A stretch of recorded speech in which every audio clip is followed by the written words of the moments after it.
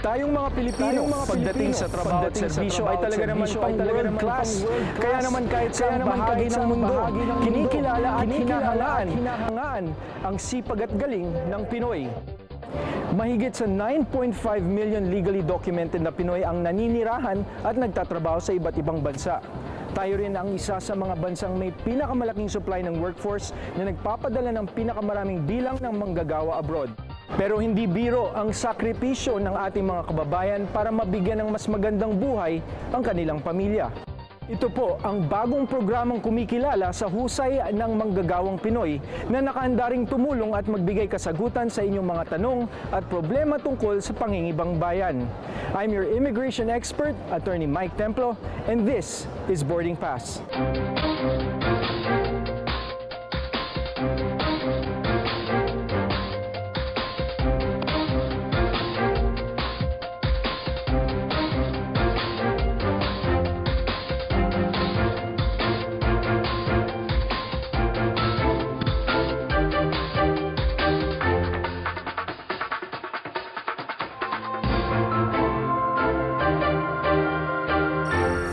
Here in Boarding Pass, we recognize our hardworking kababayans abroad and the dedication they put into their jobs. Isa po ako sa kinumbida nila para maging national coach ng Brunei Darussalam. Sa pagbabahagi rin ng kanilang buhay ay ipakikita ng ating programa kung paanong sa sipag at pagtsatsaga ay nabago at napabuti ang buhay ng mga OFW at ng kanilang pamilya.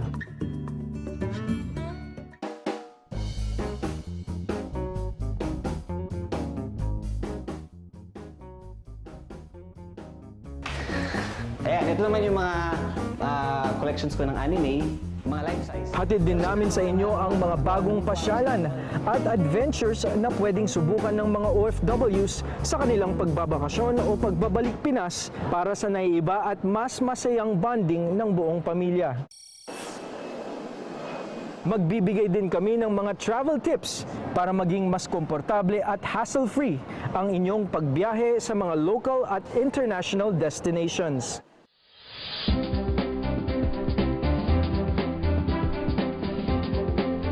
President next month is going to reach the 2 million mark. Like, he's deported nearly 2 million immigrants in the past 5 years. Boarding Pass will also bring you the latest information about serious and current issues faced by Pinoy overseas workers.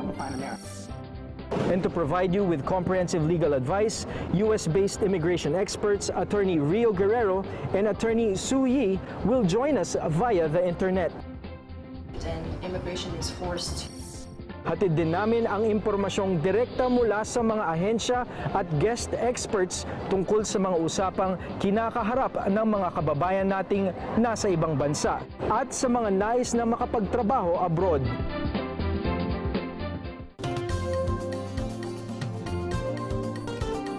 At dahil mahalaga ang bawat perang padala ng masisipag nating kababayan,